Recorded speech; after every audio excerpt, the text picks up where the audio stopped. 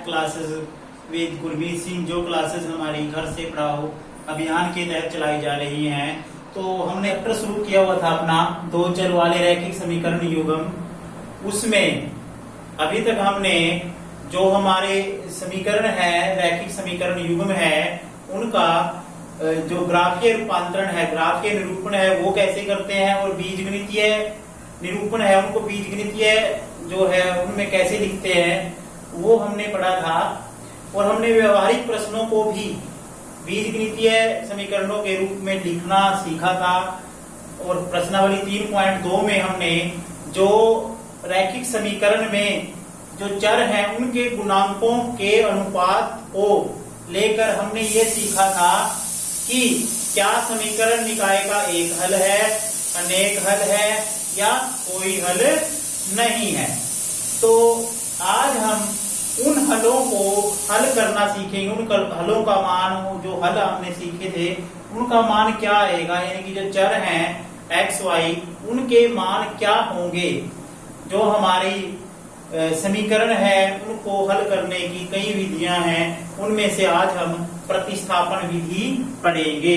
अब प्रतिस्थापन विधि क्या होती है, जो हमारा युग्म होता है समीकरण युग्म, उसमें क्या करते हैं हम, x और y दो मान है, मान लो दो चर है, उनमें से एक समीकरण से हम क्या करेंगे, x का मान निकाल लेंगे। ठीक है, x का मान y के रूप में वो एक्सप्रेस कर देंगे, फिर वो x का मान क्या करेंगे, दूसरी समीकरण में रख देंगे। ठीक है, तो इस क्वेश्चन, इस तरीके को समझने के लिए, प्रतिस्थापन विधि को समझने के लिए मैं प्रश्नावली का पहला क्वेश्चन करता हूं। आप इस क्वेश्चन को ध्यान से देखना और इस विधि को ध्यान से समझना। तो इसमें हमारे पास पहला क्वेश्चन है x जमा वाई बराबर 14 और x माइनस वाई बराबर 4। ये समीकरण 1 है, ये समीकरण 2 है।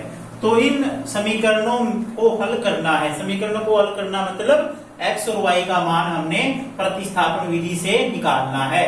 तो हम क्या करेंगे, चाहे तो हम दूसरी समीकरण में से x का मान निकाल लें या y का मान निकाल लें, या पहली में से। ठीक है, सपोज करो मैं दूसरी समीकरण से निकालता हूं, यानी कि दूसरी समीकरण लेता हूं, x बराबर हो जाएगा 4 जमा वाई, ये माइनस का y दूसरी तरफ जाके किसका हो जाएगा, प्लस का, यानी कि x को हमने x का मान जो है y के रूप में निकाल लिया है। ये समीकरण सपोज करो हमारी 3 आती है। ठीक है, अब हम क्या करेंगे, x का मान 1 में रखने पर, ये चीज ध्यान रखनी है, अगर आप 2 से मान निकाल रहे हो तो 1 में रखना है, अगर 1 से मान निकाल रहे हो तो 2 में, क्योंकि हमने 2 का प्रयोग किया है। अब हम किसका प्रयोग करेंगे, 1 का। तो x का मान 4 जमा वाई हम 1 में रखेंगे, तो x की जगह पे क्या रखूंगा मैं, यहाँ पे x की जगह पे क्या रखा जाएगा, 4 जमा वाई प्लस वाई बराबर किसके है, 14 के है। तो 4 जमा 1 वाई ये 1 वाई ये है, 2 वाई बराबर 14 और 2 वाई बराबर क्या हो जाएगा, 14 माइनस 4, तो y बराबर क्या आएगा, 10/2, क्योंकि 14 माइनस 4 क्या आता है, 10, तो y बराबर 10/2, 5 पे कट जाएगा, y का मान क्या आ गया, 5 आ गया। ठीक है, अब y का मान क्या कहाँ पे रखना है, 3 में। समीकरण 3 से जब y का मान हम 5 समीकरण 3 में रखेंगे तो वहां से किसका मान आ जाएगा, 4 जमा 5 बराबर 9। x का मान क्या आ गया, 9। ये हमारे हल आ गए दो, यानी कि x का मान क्या आ गया है, 9, और y का मान क्या आया है हमारे पास, 5। अब इसका अगर आपने अपने उत्तर की जांच करनी है कि हमारा आंसर गलत है या सही, तो x का मान 9 यहाँ पे रख के देखो, x का मान 9 और y का मान 5 रखेंगे, 9 और 5 कितने होते हैं, 14, और यहाँ भी 14 दे रखा है ना, तो इसका मतलब ये मान हमारे कैसे हैं, सही हैं। अब हम इसी कंसेप्ट को, ताकि आपको ये कंसेप्ट और अच्छे से समझ में आ जाए, इसका दूसरा क्वेश्चन जो है वो दशमलव के रूप का है। ठीक है, कई बच्चों को क्या होता है कि दशमलव जो है, दशमलव को क्या मानते हैं, मुश्किल मानते हैं। दशमलव की गुना भाग जो है वो समझते हैं कि बच्चे एक टिपिकल कंसेप्ट है, लेकिन यहाँ पे हम क्वेश्चन जो है करेंगे, इसका सेकंड पार्ट है फर्स्ट क्वेश्चन का, 0.2x जमा 0.3y बराबर 1.3, 0.2x जमा 0.3y और 0.4x जमा 0.5y बराबर 2.3। ठीक है,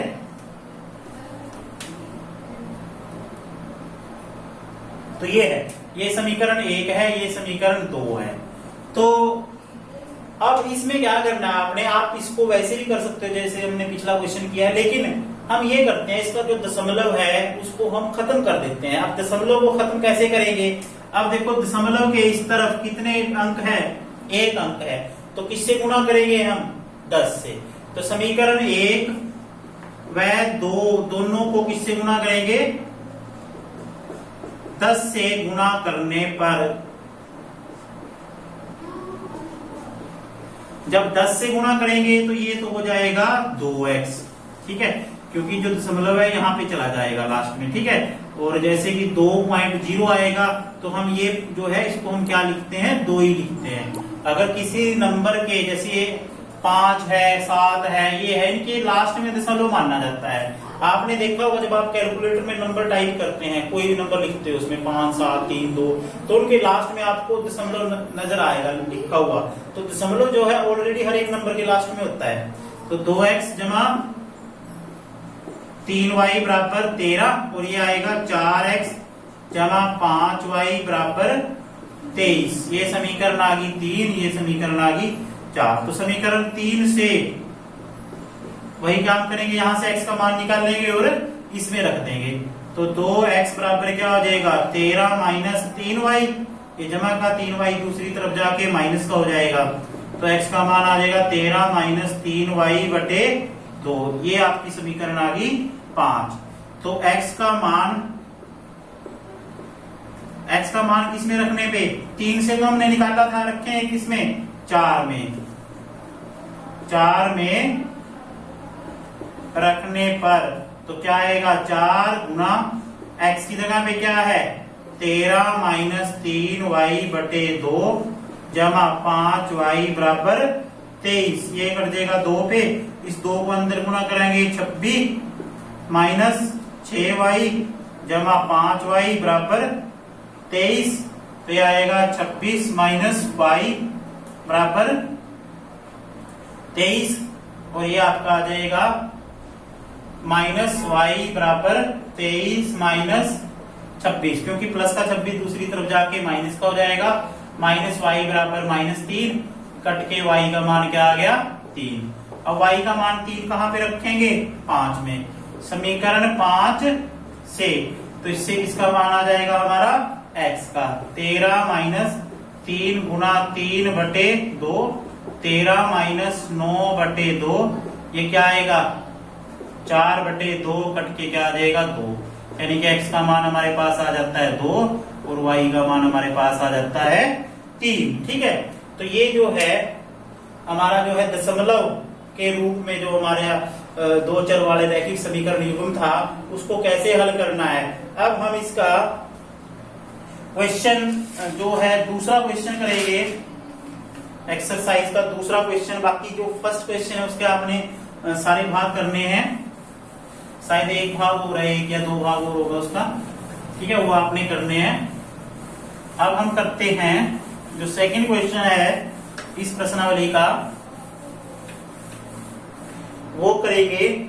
इसमें क्या है, सेकंड क्वेश्चन में 2x जमा 3y बराबर 11 और 2x माइनस 4y, 2x जमा 3y बराबर 11, 2x माइनस 4y बराबर -24। एक तो इनको हल करना है और दूसरा इसमें करना है m का वह मान ज्ञात करना है। आपने m का वह मान ज्ञात करना है, we have to find the value of m, जिसके लिए y बराबर mx जमा 3। ठीक है, ये हमने इस m का मान निकालना है।